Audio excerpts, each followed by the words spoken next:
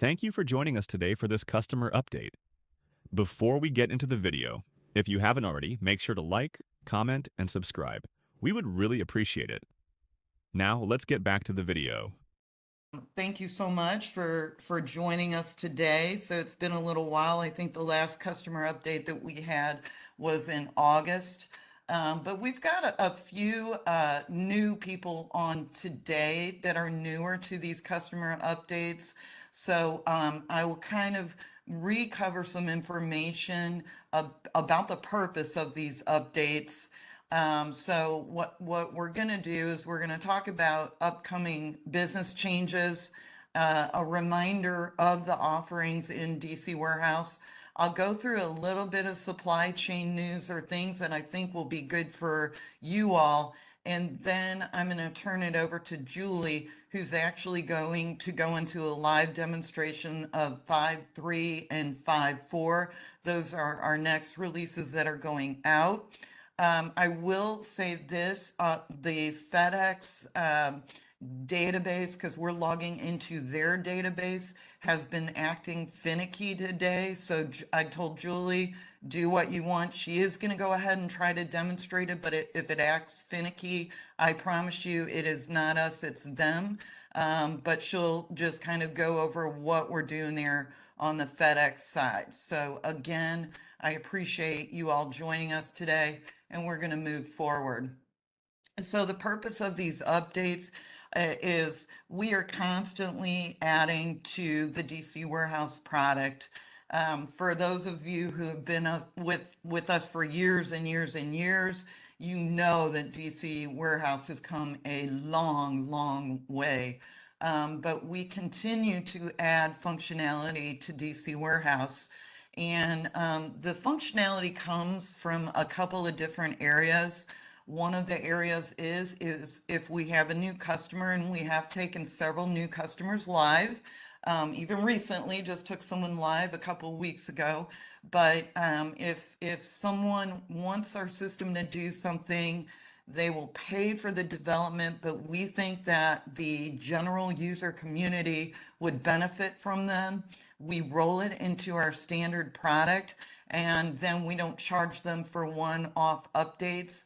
And that's a real win-win for everyone. So, some of the things that you saw in our previous releases came from some new customers that went live, but they really were cool because there were some neat little things that they added to our product.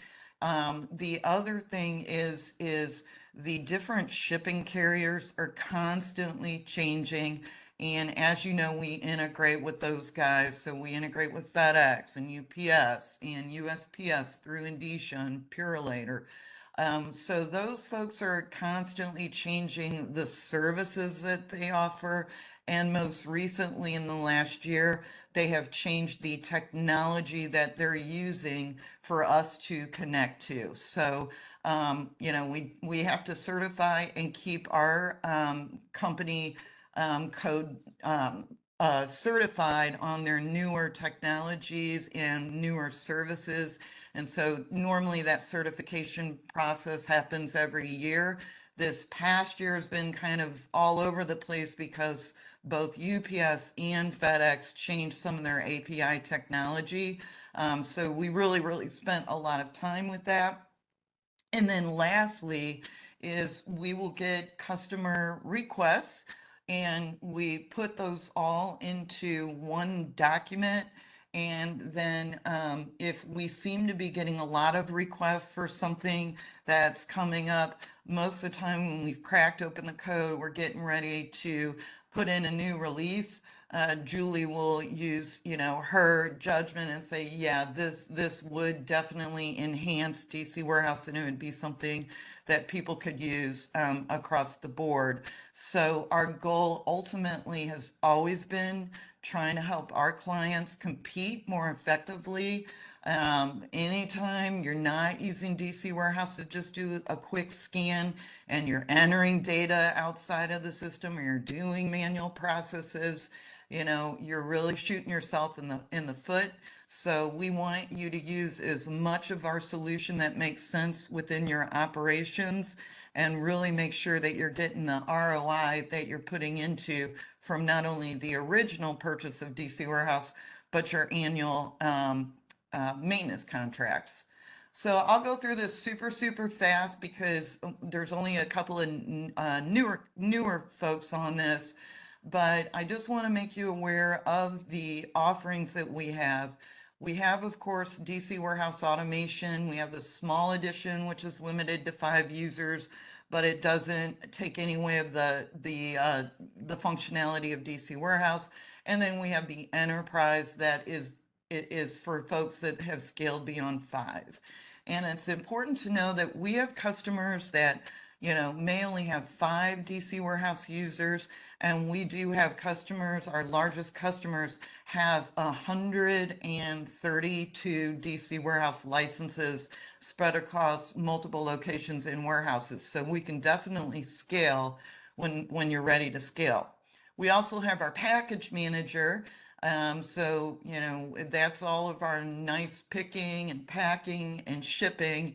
And in the package manager, we do connect to UPS for parcel, FedEx, USPS through Indicia, and I always forget about one. It'll pop into my brain. And then we have some options as well. So we have a FedEx freight option. So FedEx is getting very assertive. They want your freight business. So we have a direct connection to them. We also have a Purolator option. And then for anyone that wants to integrate LTLs outside of FedEx, we do connect to Banyan, and Banyan is a cloud-based TMS tool. So it didn't make sense for us at the time to connect to every single carrier out there. So we chose Banyan. They work on connecting to just tons and tons of LTL companies out there. We connect to them and bring that data back and forth. We also have the Avalara integration. So that's for anybody that has to collect those really great fun things called sales tax. And then we also have a 3PL module. We have several customers using that. But what that is for is if you're using a 3PL warehouse, so maybe it makes sense for you to partner with someone in another state, but it doesn't make sense for you to open up your own warehouse, but you still want to track the shipping information.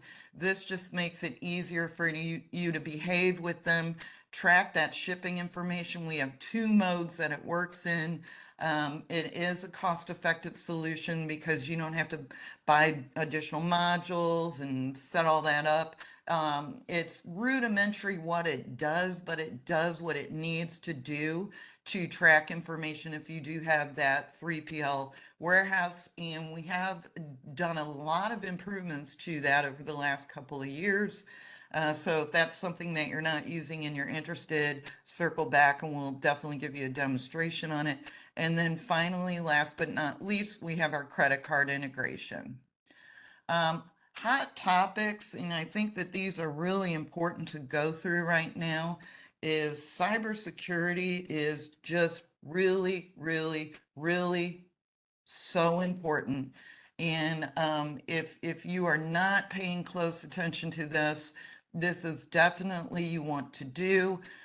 We have customers that have their own security experts in-house. That's fine. And we have some customers that leverage an outside security specialist.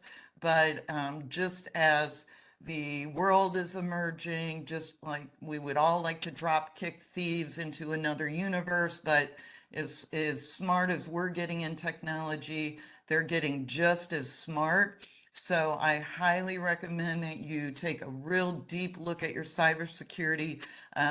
I know people that have been hit with ransomware. It's not a lot of fun, There's all sorts of things. So you definitely need to understand, some of what the threats are and what you can do to protect it. There's malware, and that can, infect your systems with virus or can start basically spying on things that you're doing.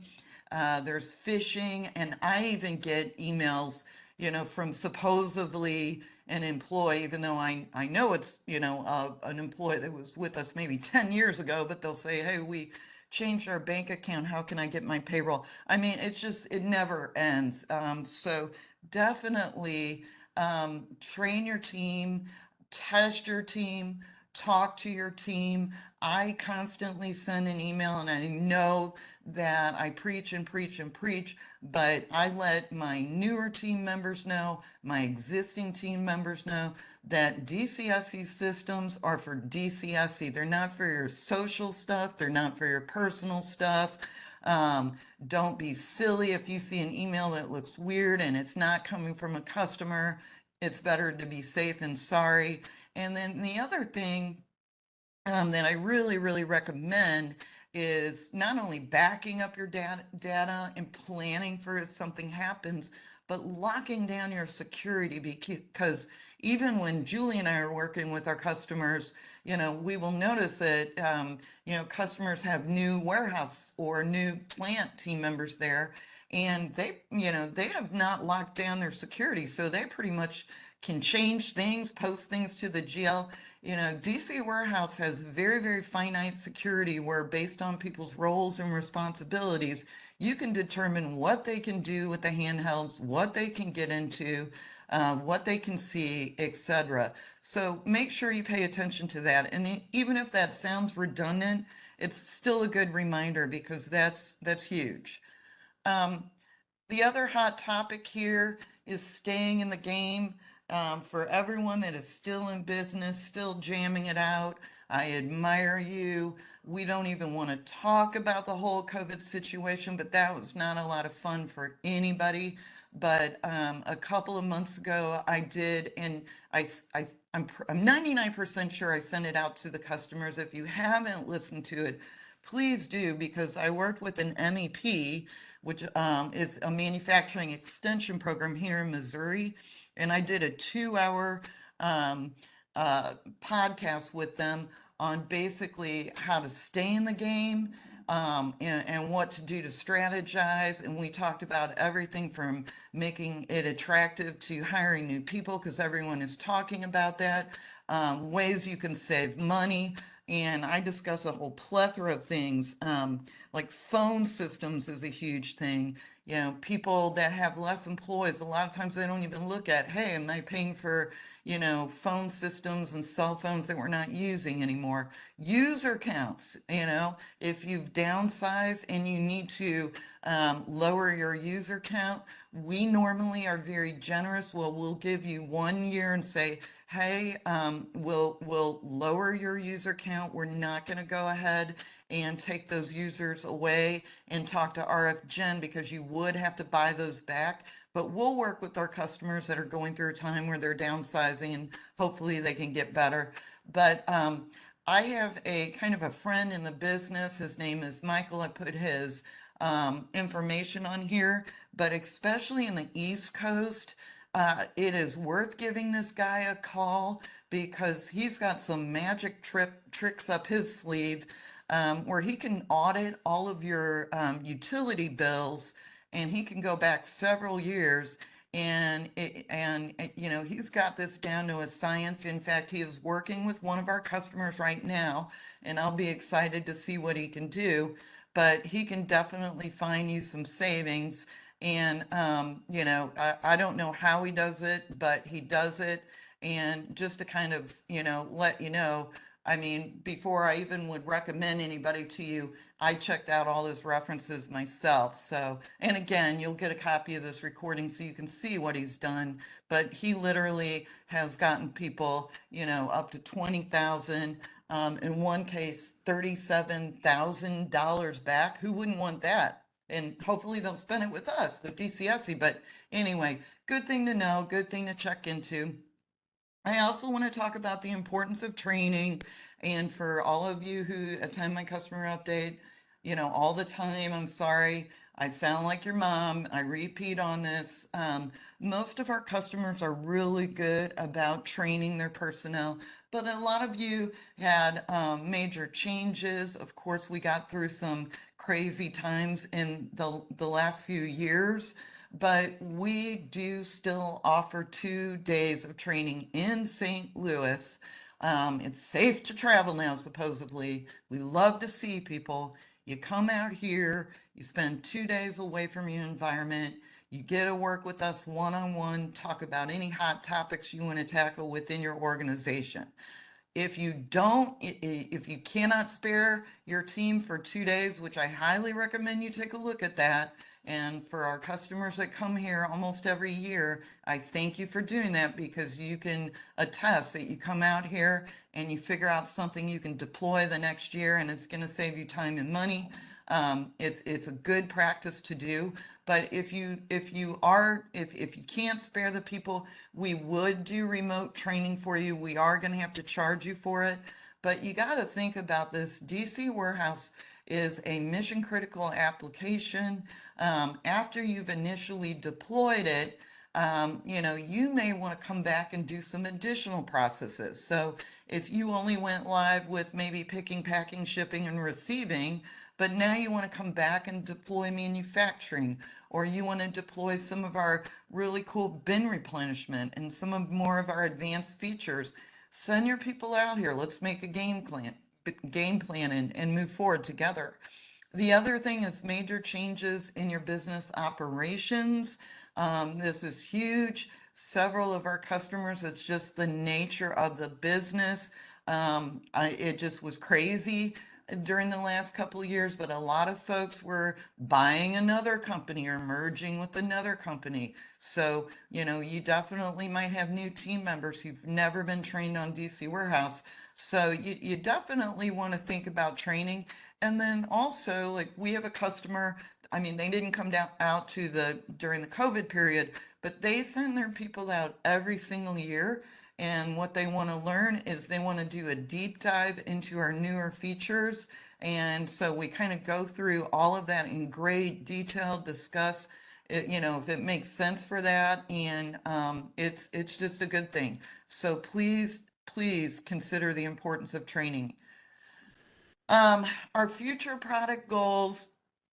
So in the next 4 months, this is taking longer than we wanted it to, but I have talked to other companies in they're in the same boat as we are. The whole thing with UPS and the FedEx, it's a lot more labor intensive than we have thought. The good news is we know how important development is, and we have added new development team members, and they're working out really, really good. So we are spending money on development, but our goal is to just wrap this up, solidify it, get it down, and move forward. But after that, the next step is the Banyan LTL integration. So we're currently on their 1.0 version. Their 2.0 was okay, but it wasn't really rah rah shiskamba. But their 3.0 is pretty cool.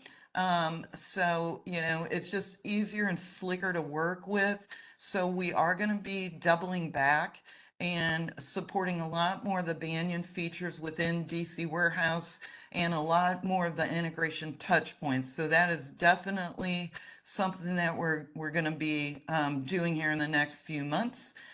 In May of 2025, and I'm really sorry, folks, but we cannot support 5, 6 different versions, just can't do it. And we've been pretty generous about this.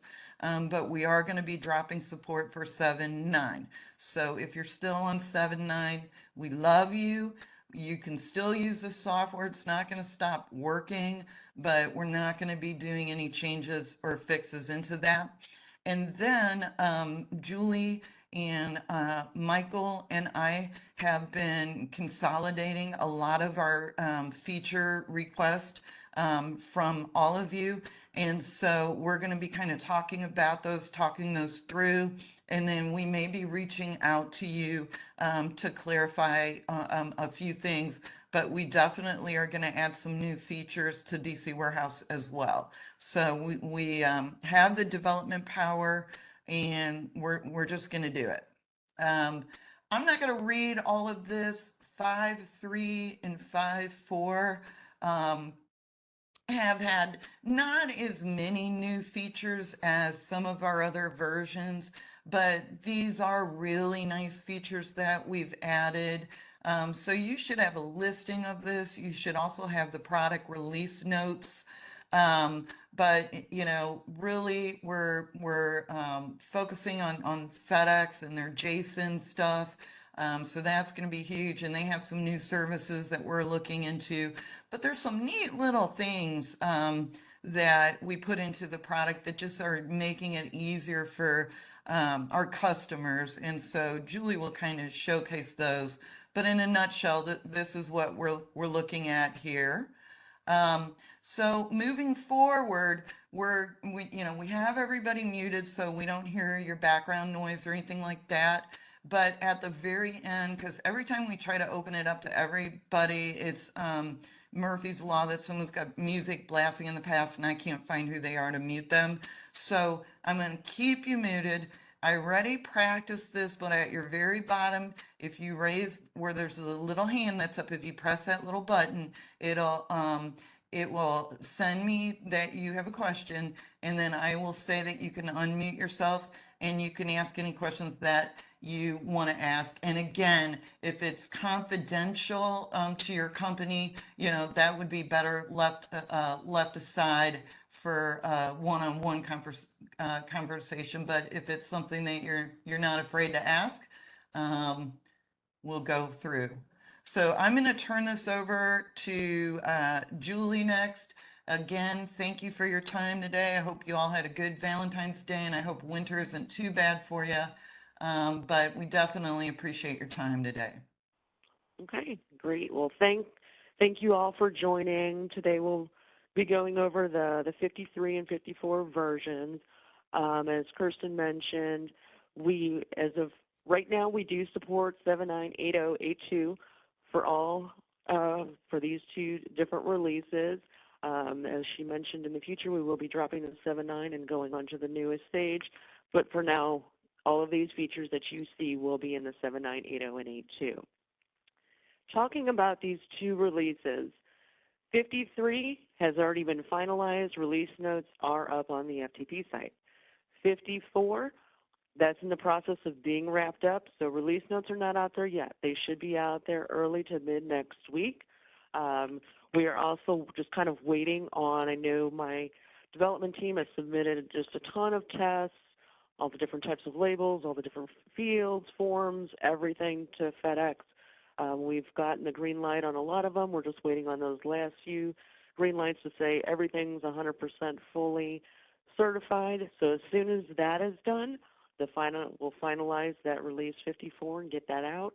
So I'm hoping here really soon we'll have that out. We will be able to next week have a release. Let's say if FedEx doesn't greenlight everything by next week, I will have a 54 finalized with everything else but the FedEx. And as soon as we do get the green light on that, that will be dropped into the 54 as well.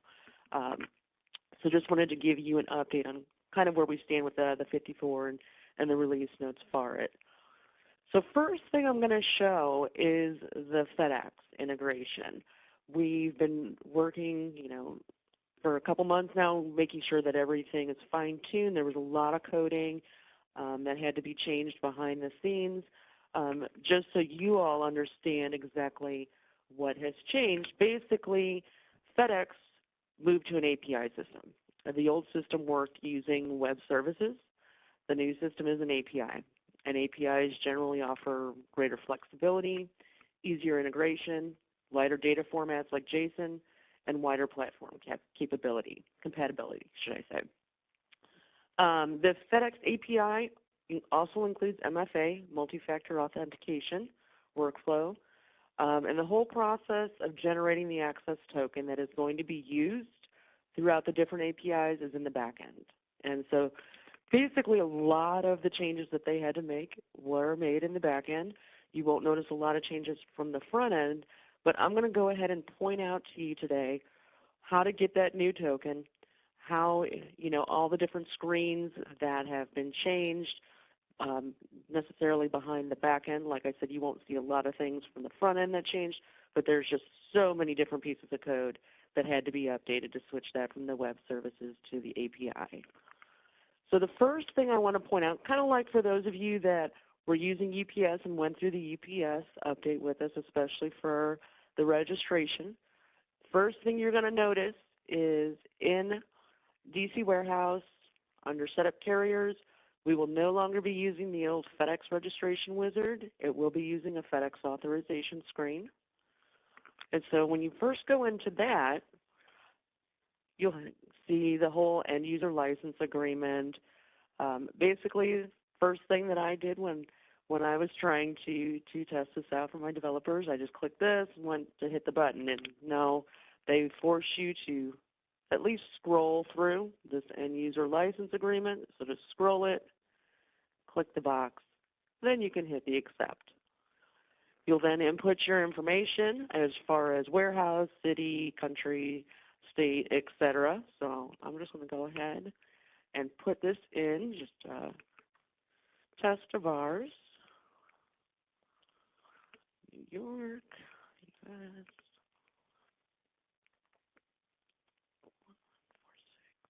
14624. Okay. Just so you could see the full process of what it will look like. 7, New York.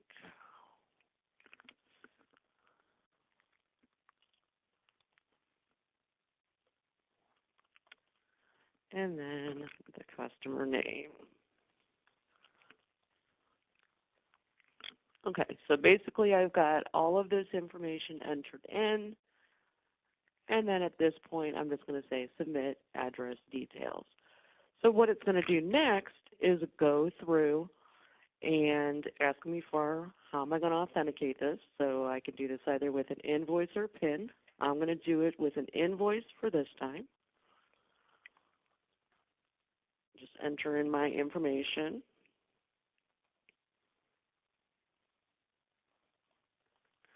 And then I'll put in the date of that invoice. Let's say it was 12/10.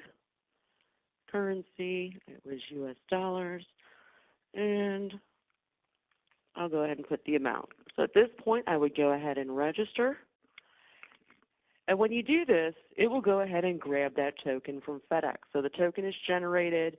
It's going to be used in the different functionality where the changes have been made for the API. And this includes things like the shop carrier rates, shipping, voiding, deleting, end of ship day, tracking, freight, upload documentation, etc.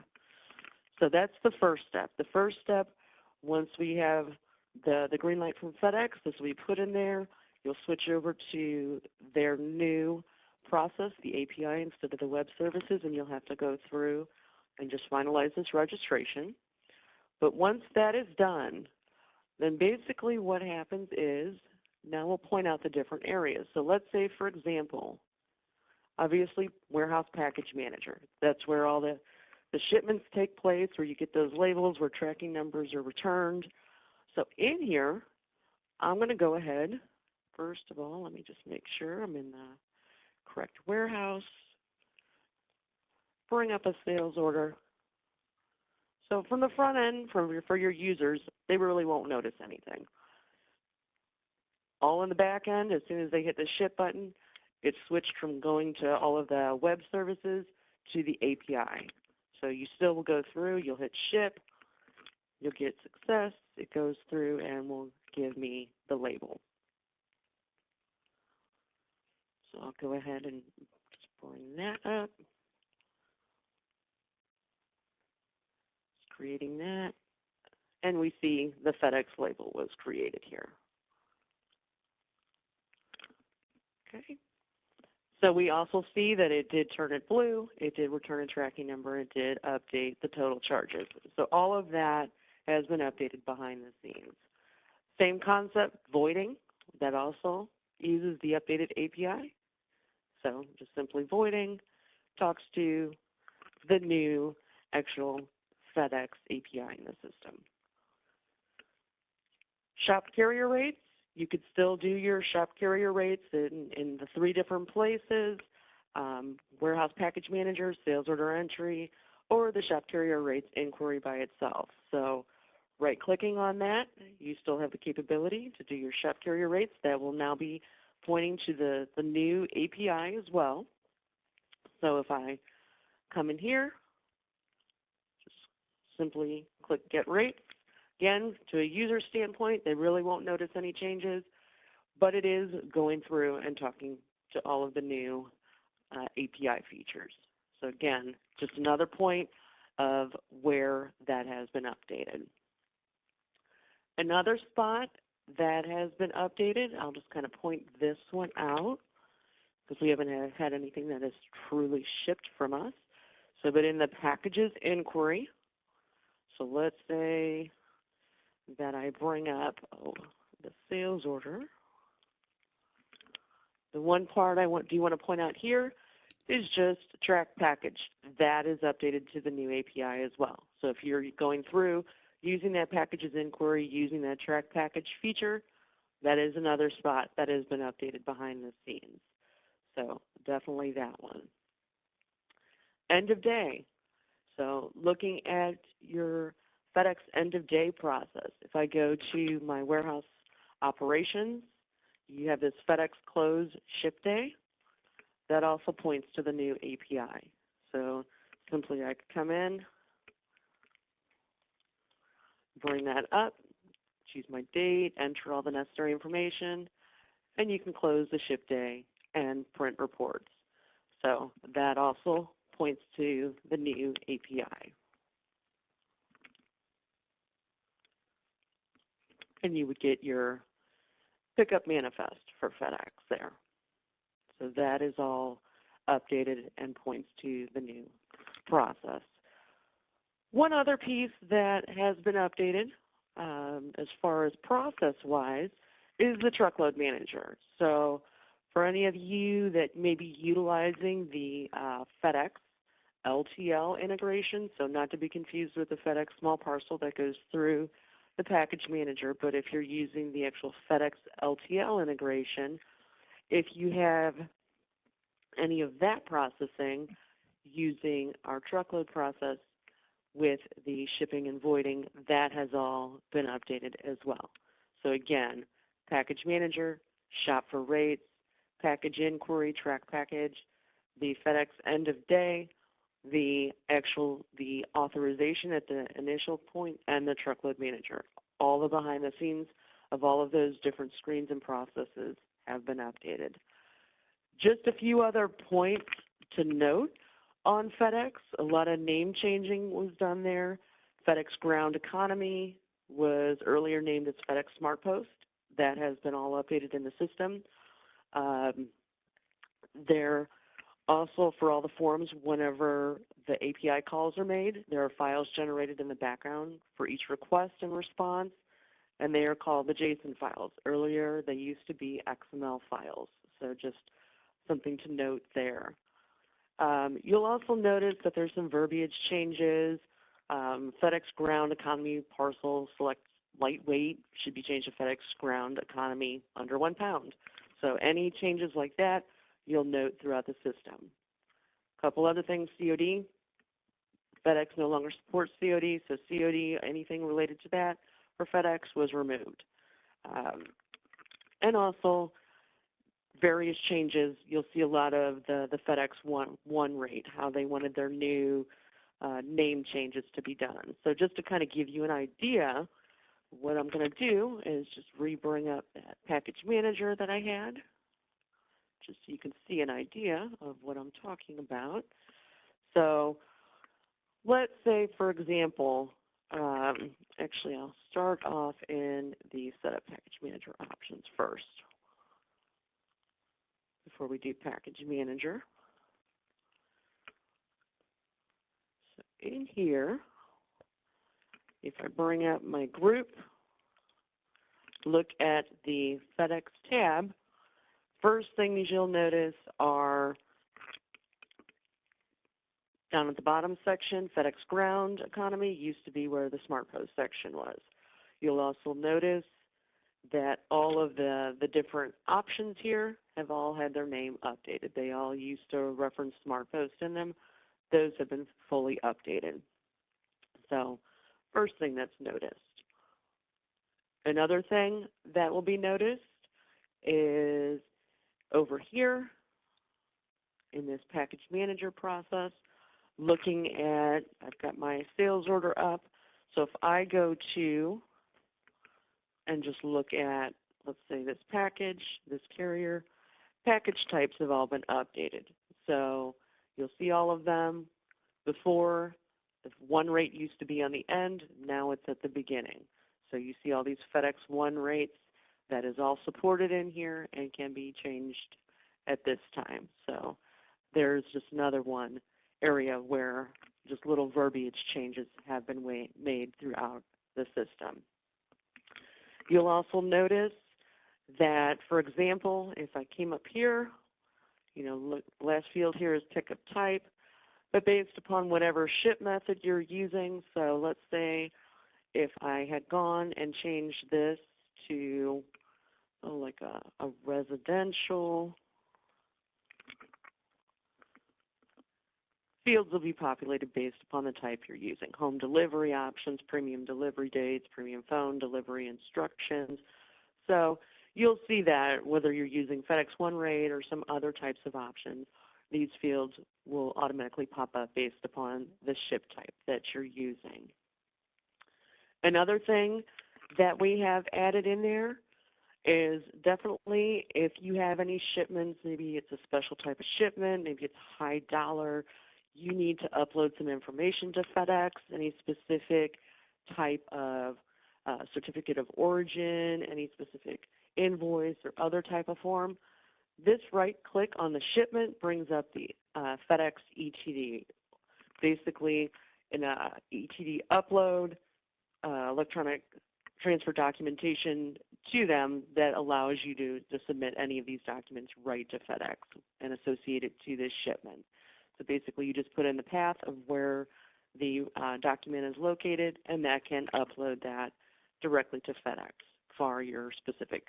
Commercial invoices are still being automatically sent. If you are doing that require invoices for international shipment, that can automatically happen. So those will still be put in, but if there's anything special you need to upload, that is available. And last thing related to FedEx, just one other little place that you will see any sort of verbiage changes is in the map shipment methods. Obviously, this is where you map your services to the FedEx services. So in here, you'll definitely see all the new names or any names that they wanted changed. So all of these will definitely be updated to the latest updates from FedEx there. So you've seen what the FedEx is going to do and all the different changes in the system. What I'm going to talk about now is just go through all of our other standard changes that we've made into the DCWarehouse. There was a lot focused on sales order pick, pack, ship. We didn't have anything on NPO this time. We had one for inventory. We've had some for manufacturing. And then there was kind of a general change, which I'll just kind of walk through some of these with you. So first one, for those of you that use the truckload manager, one thing that you will notice is that we have made a change to the truckload manager. Truckloads, like all shipments, can have different ship-to address and customer address. Before, it was actually showing I think it was the customer address ID with a ship-to address information, and that was confusing some users. So looking at just a truckload, now you will see that they're listed side by side, who the ship-to address is for a truckload and who the customer address is. Obviously, the customer address is just read-only. You will not be able to change that, but the ship-to address, you still will have the capability to go through and modify that, edit it, as needed for your truckload. So first thing, just a simple change, but wanted to point that out for any of you using the truckload manager. Next one is over on the handheld device. Close that one. Bring up my handheld device. Package shipment. Any of you that may use the package shipment process, in here, we now support transfer orders. So if I went into the warehouse manager, general picking, package shipment, and in here, if I arrowed up to pack by shipment, we now do support transfers. So before, it was, if you were utilizing sales orders, you would have been able to do this, but transfer orders, you had to have special options, which may not have worked for every customer, so we went ahead and kind of opened up the flexibility in there. So now sales orders and transfers, you do have the capability to support both of those with the package shipment option, and just change that to transfer type. A few other things have been changed. Package manager, if you are picking to cart and you are using the confirm cart item to package process, we've added some features to that. You could still use the same old process that you've been using, but there have been some kind of cool little features that another client had wanted to put into there, so they went ahead and funded that project. So in here, what I'm going to do is talk about the first one. First one is auto confirm cart item to package. Basically, what that means is that in my setup package manager options,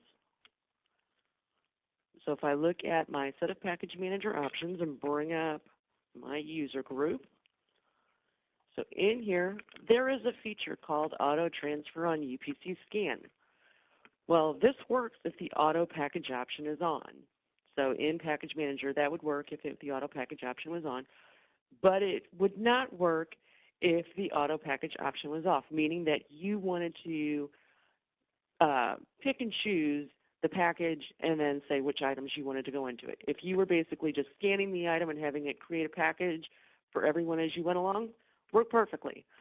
But other people wanted to go ahead and say, I want to have this package and I want this item to go into it, and they would just take an extra step of hitting the transfer button. Not that it wouldn't work, but you would have to do that one extra step.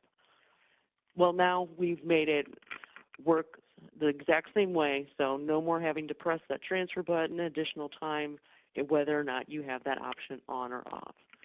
So to show you this just really quick, what I'm talking about here, I'm going to go ahead and just create one.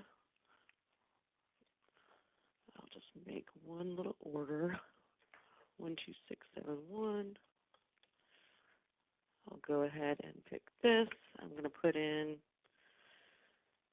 just a few items. So we'll say 5 of these. I'm going to pick up a second item, put 3 of those, and finally a third item. So I've got my sales order. I'm going to go ahead and create the pick list real quick. So no changes to this process. It will all be in your package manager. So I'm just going to pick that one up, 12671. Create that pick list number. Go ahead and create that. Jump over here to my handheld. Let's go ahead and just pick that through wave picking, like we're picking it to a cart. So 172185. I'm going to give it cart 10805. Okay. Pick my items.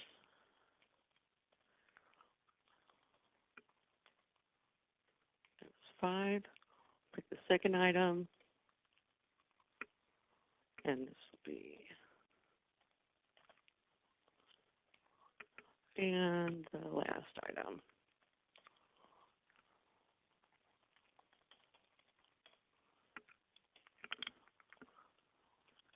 Okay, so I've got my items picked. I'm going over to Package Manager now. And basically this is where you will notice the change. So first off, I'm just going to switch this over to my Confirm Item to Package process, where for those of you using cart processing, you know that you would basically just scan your cart.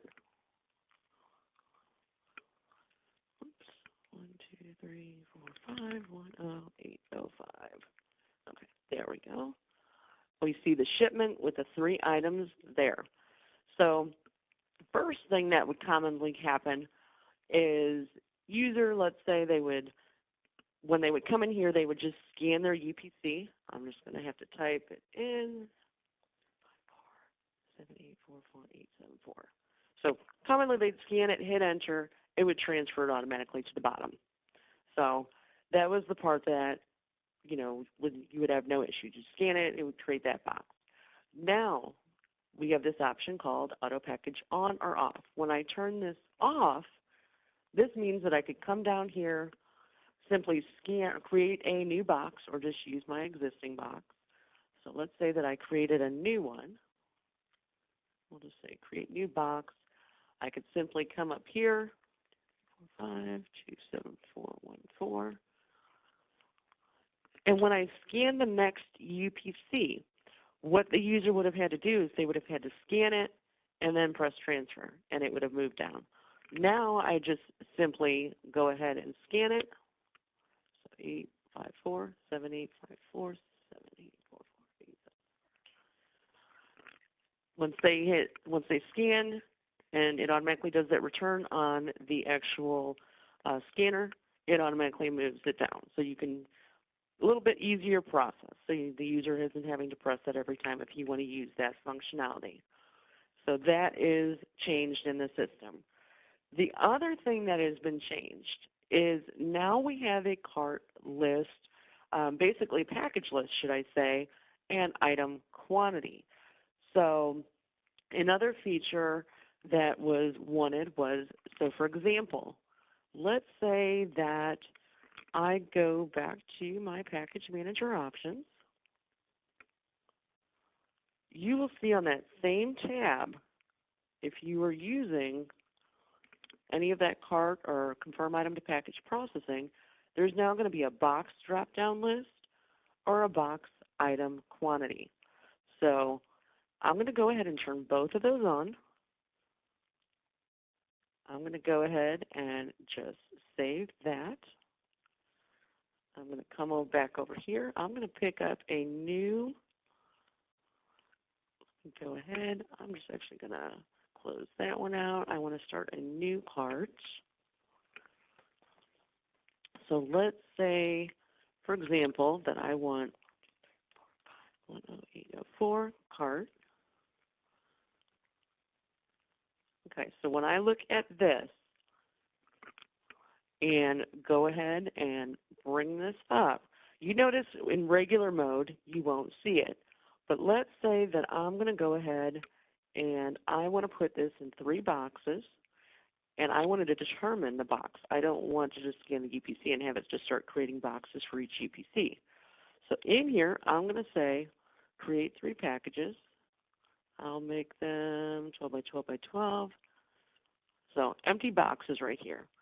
Now, if I turn this auto mode package off, I see this new drop down up here. So I can determine, basically, looking at this, if I want to go ahead and put everything in this first box, this item has 5 quantity. Let's say that I want to move 2 down. You don't have to turn on quantity. That is completely optional. That was that second field. So if you just want to use the package drop down, you can definitely do that. Quantity is just another optional field. You could say I want 2 of these to move over, and let's say I scanned that specific UPC, and 2 of them moved down here at the bottom. So it would have automatically gone right back to this quantity field. You enter the next quantity, scan the next UPC, and you can keep moving things into your packages. If you wanted to move to the next package, you can simply change that. Let's say I wanted to move this item in there. So you can confirm the 3. And again, you don't have to do the quantity. That is completely up to you if you want to use that feature. That moved all of that down. So notice it went back to quantity to keep adding to that package until you are done with adding to that one. So just another little option to make package processing easier if you are using that confirm item to package process. So a few other little things, FedEx discount shipment rates. I know you won't see a lot of this from the front end, but just wanted to point it out that FedEx rating, we have made changes to support FedEx rating to support discount shipment rates. So for example, some combinations of FedEx account discounts and shipment methods receive lower rates for multiple package shipments. In our prior versions, we use the package rate instead of the shipment rate. This change actually will allocate the shipment discount rate amount from the final package to the packages in the shipment. So, you know, I will have examples in the release notes showing exactly where that applies, but that has been updated. So that was FedEx discount shipment rates is in the system. Just one other little one on the sales order side. This is in Shop for Rates. We added USPS Ground Advantage to the list of services returned. So basically, if I go ahead, let's say I turn off, actually I'll just cancel, switch this over. I'm going to bring over a specific sales order, let's say. Oh, I'm actually going to open up a different one. Okay, so sales order 12655. Just open this up. Basically, if I come in here and I do my shop for rates, we had never, you could ship with the USPS Ground Advantage before, but the rates were not coming up in the actual shop carrier rates. It had never been added in there, so that has been added, and you will notice when I click to go get rates, that one should now show up. So I just simply come over here, and I see my USPS Ground Advantage. So that is just one of the other ones that was added to the actual Shop for Rates filtering services. So next one I'm going to jump over to is inventory. Just one small change for inventory. We did add the ability for inventory issues and inventory adjustments to be able to have the stock unit measure defaulted. So, for example, if you're not using a bunch of UPCs, you don't have multiple units of measure, and you didn't want to have to choose the unit of measure each and every time when doing an inventory issue or an inventory adjustment, you can now do that. So simply all you have to do is go into your setup RF options. So if I look at that, go to my inventory, go to, let's say, inventory adjustment, and you'll see the stock unit of measure default. Same thing on inventory issue. So that is now in there. Keep one thing in mind, stock unit measure default should only be checked if enable UPC is not checked. So if you're using multiple UPCs, you don't use this. If you don't use UPCs, then you can definitely use this. But just to kind of give you an idea, if I come over, I keep hitting that one instead of my RF. So in here, if I come over to IM operations, go to IM adjustment, let's say I scanned in my item, notice it skipped over the unit of measure. It went ahead and defaulted the stock unit of measure for this item. So just one simple little change just to prevent the users from having to go through one more extra field. That feature is there in both the inventory adjustment and inventory issue. Two changes on manufacturing. Move materials, require bin and UPC scan. We actually made a change in version 52 to the move materials process to require bin and UPC scan. And that is working and forcing the user to scan the bin. However, the change was requested to go ahead and make it similar to picking. So like you choose the bin that you want to go ahead and you require them to take it from. And they wanted to go ahead and force a secondary scan. So kind of like in picking where you go through and you pick and it says go to this bin and it shows it to you and then it wants you to go ahead and scan that as a validation to confirm it. So if you want to utilize that new validation or feature in the Move Materials by Intermediate Bin, what you need to do is go into your RF options, manufacturing, labor entry, actually Move Materials, sorry, and that is under Require Bin Scan. So it's going to look at this. So as long as this is on, then if I come over here, go to my handheld, go to manufacturing, I'm going to go into Move Materials by Intermediate Bin, and at this point, let's say that I'm going to go ahead and choose the work order, and I'm going to put it into, let's say, cart 1300 from all bin.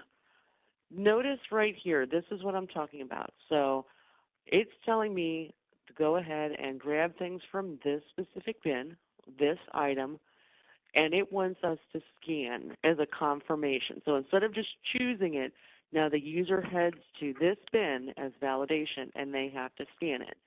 So let's say, for example, that the user scans the wrong one. It will tell them, bin does not match the selected bin. Please scan again.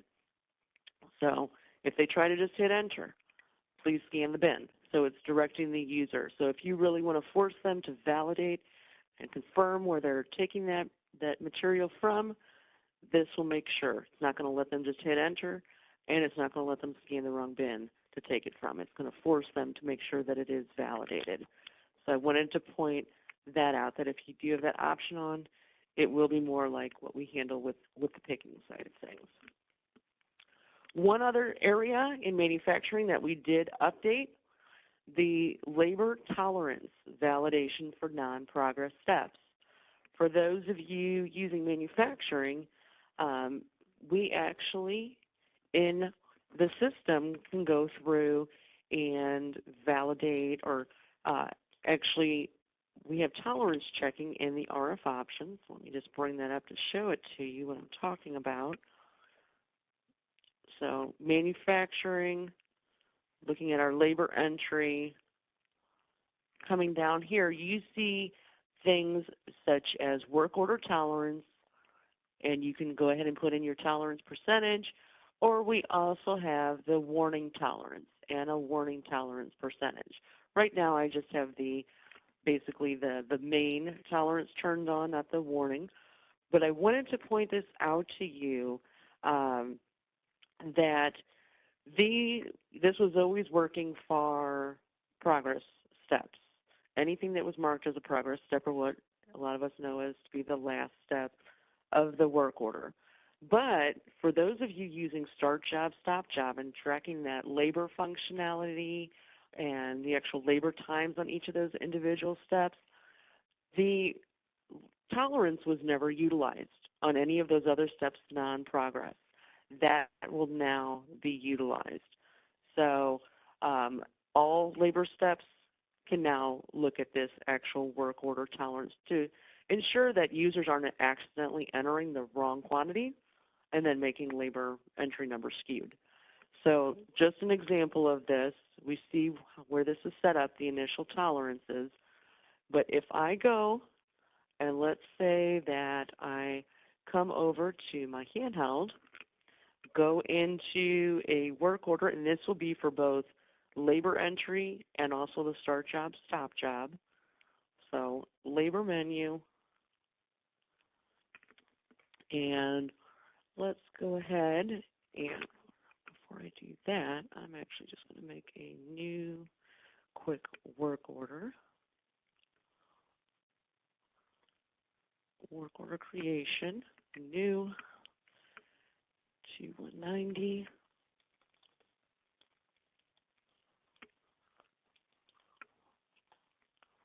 Okay, screen. Let's say I'm making this work order for 2. I'm going to go ahead and finish that. Update it as printed. So I can point this out to you. If I go back over here, go to labor entry, pick up. This specific work order has 2 labor steps. It has step 30, which is just standard labor, and then it has a step 40, which is actually the progress step. So in here, I'm going to grab my work order, bring up step 30, and let's say if you remember that the quantity was 2 that I made on this work order. Let's say a user isn't paying attention. They accidentally enter 20. Now it will go ahead and warn them or stop them based upon which tolerance code you use. So quantity produced exceeds the allowed tolerance. So mine is a hard stop on my system. So again, it was only working on progress steps before. Now it's working on every single type of labor step. So it will do all of that tolerance checking for you. And again, that was not only on the labor entry, but also on stop job. One other change that I just wanted to point out, I won't go into great detail on this one, but just wanted to point it out. I know most of you already have your bins imported, but if you ever do make changes to any of your system, especially for those that may utilize carts in the system, if I come here and look at this import setup data, we have a screen in the system where this is where during a lot of your implementations I've gone through and imported bins. We can also go through and delete bins. But the thing I wanted to point out here is that if you're importing or adding cart numbers or wanting to get rid of some of your carts or any of those processes, through the new import feature, you can say, I'm importing these bins. They're going to be marked as fixed, random, staged when they are imported. So if you're doing any warehouse changes, adding a new warehouse, this is important. So you can determine the type now when you're importing those. You can also determine in our setup special bins screen, so you know that when you're using manufacturing carts, they should be marked as intermediate bins and setup special bins. You can have that automatically set all of those for you. So again, just helpful tools to help you set up the system a lot quicker. And then the same concept. If you're removing or trying to delete any of those old carts that maybe you don't want to utilize, maybe you have a new numbering process for any of the manufacturing carts and you want to get rid of a bunch of old ones, you can definitely do that. Create your Excel file, and then that will also clear them as intermediate bins from the Setup Special Bins screen automatically so that users aren't accidentally trying to use some of those old ones. So a lot of details will be in, examples will be in the release notes, but I did want to point that out. Just to kind of wrap up, a few things I do want to mention. I mentioned earlier at the beginning that version 53 has already been finalized. Full release notes are on the FTP site. Again, version 54 is finished. All of these other features are ready and waiting to go. I'm just waiting to see if we can quickly get that final green light from FedEx. If that doesn't look like it's going to be within the next week or two, I will go ahead and get at least everything in 54 minus the FedEx out to everyone and have the release notes up next week. If they do, then 54 is just going to be dropped right in there with the FedEx piece. So we will be having that out as soon as possible. In 53, there were 5 fixes. In 54, I think there was about 6 fixes in there. So definitely all of the details will be in those release notes. And then again, for my support team, any of those that are looking to move up to Sage newer versions, please contact support team, support department for more information, and we'll work with you to get any of those questions answered, get your upgrade scheduled, and so on. So we'll go ahead and open it up at this time if there's any questions.